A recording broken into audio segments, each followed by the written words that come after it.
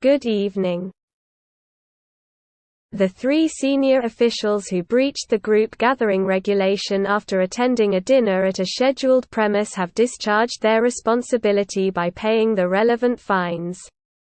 Chief Executive Carrie Lam says, in terms of the regulation under COVID-19 work, the three officers who have attended in March this year a dinner now confirmed to be a scheduled premise under Cap 599F, that is, it is a catering venue.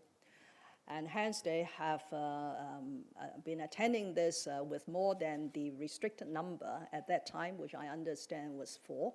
So they have all been given a fixed penalty ticket under Cap 599G because it's bridging the gathering prohibition. And they have all paid the fine. And so as far as legal responsibility is concerned, that has been discharged. So these officers have no more legal responsibility under the public health regulation. We do not require the civil servants to report where they have committed fixed penalty offenses. They are not required to report to their supervisor. I think one has to take an overall view about this sort of events, whether it is there is no definition of what is a lavish dinner. There is no definition of what is being unreasonable, and so on. At the end of the day, it's a matter of judgment.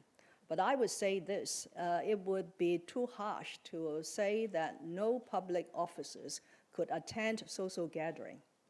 I hope you will not go to that extreme to suggest that since you are a public official, you should not go to any social gathering when invited.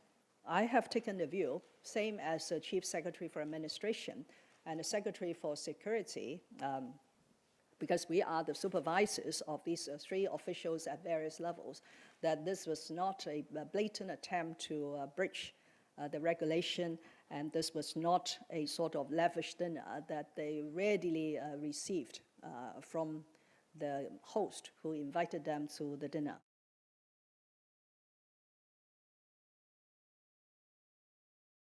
To ensure equity in the election candidate review process, everyone who will have a seat in the 1,500-member election committee will have to go through the same process. Chief Executive Carrie Lam says, we have taken a fresh look on how we can seriously implement this requirement in terms of reviewing the eligibility of candidates, including your reference to ex officio. Somebody will feel that since they are ex officio, for example, by virtue of their status as a deputy to the National People's Congress or a CPPCC member, that it should be taken for granted that they will fulfill the patriotic requirement. But in order to ensure equity in application of the candidate review process, everyone who will have a seat in the 1,500 election committee will have to go through the same process. So this process involves the setting up of a candidate eligibility review committee, which I have appointed, and which will meet shortly this week. So in order to assist the work of this candidate eligibility review committee, we have to collate some facts for the committee to look at and to decide whether a particular candidate could fulfill the requirements, or if not, if they have any doubt that the candidate should be referred to the committee that I chair, that is the National Security Committee, to give an opinion before they decide on whether they will accept this particular candidate as a member of the election committee or as a candidate to run in an election to become a member of the particular subsector in the election committee. So now in the process of collating the information, of course, we need the information from the individual, because that is a first-hand information that any candidate who wants to be a member of the election committee has to provide some information about his own personal particulars, about other things that we need to know.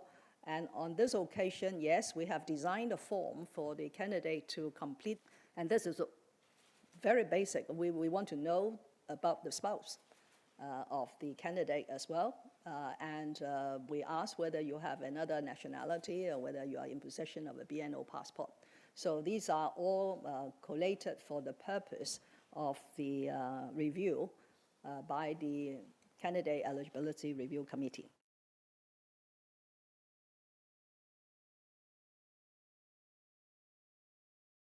That's the news update.